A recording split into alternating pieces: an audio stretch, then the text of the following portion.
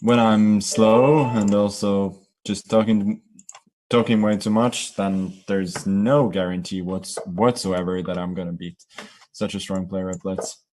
Okay, let me try the Black King. Another Turkish player, and I am... Oh, Queen d4.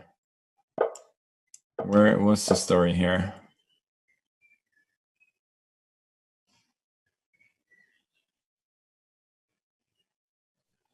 So what are you supposed to do here as Black?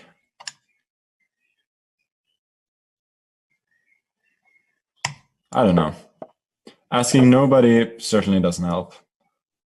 Okay, Queen c7. Just trying to make... And b5, I feel like this is some sort of theory.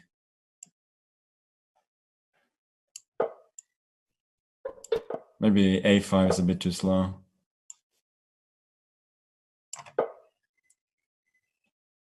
Don't know.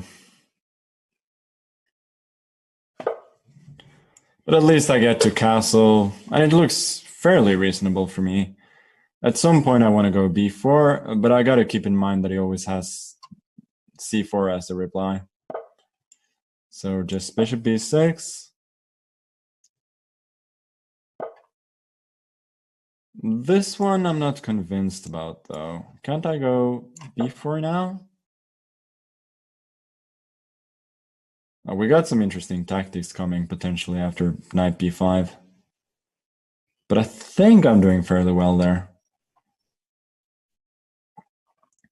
And if c4, that just drops a pawn to knight d4, opening up for the queen to protect c4, so I can just go bishop c4, attacking his queen, winning a pawn with a great position. So I think knight b5 is forced. Ooh, I also got bishop f2 in that case. That would have been very interesting. Okay, he could go queen e1 as well. But I sort of discounted that on just general grounds because I thought I would have a very nice position here with complete control over d5. And with the pawn on f5, that means that he has very, very little attacking potential on the king side, because that pawn on f5 gives me a lot of space on the king side. Usually if the pawn is on f7, then knight g5, queen e4 could happen, and so on. So this looks very, very good for me. Just h6, I guess. Go away, knights. Didn't see rook c1, but it's not a major worry. Queen a8. Don't know if there's any massive points, but I learned since I was little that putting the queens in the corner is something that grandmasters do. And so I was inspired to start doing it myself. Let me see. Queen d2. He's hinting at bishop h6, which is annoying me a little bit. Okay. I'm gonna believe him. Maybe he was bluffing, but I'm gonna believe it. Okay, I gotta play faster. So I'm not loving this double exchange, but I just gotta play faster. At some point, at the very least.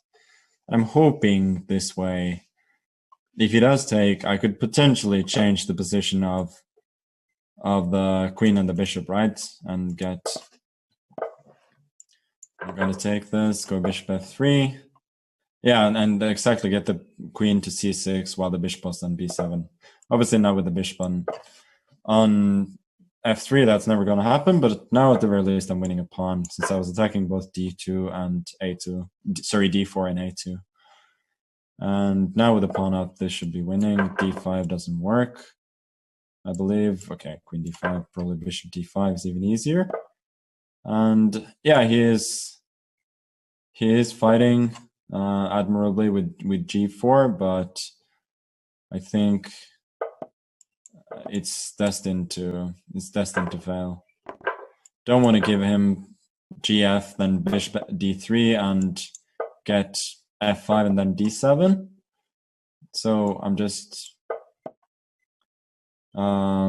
keeping control in this way instead. Don't give him a glimmer of hope. Yeah, once again, don't even calculate the complicated lines.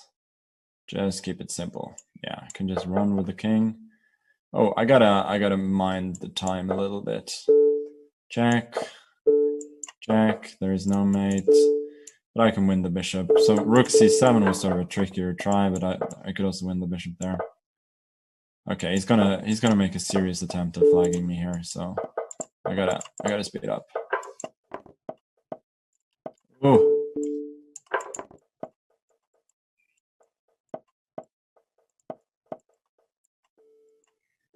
Oof, oof. That was a serious attempt at flagging. Wow, that was pretty close. If he'd gone e7 there, he would have flagged me. Holy smokes, am I slow.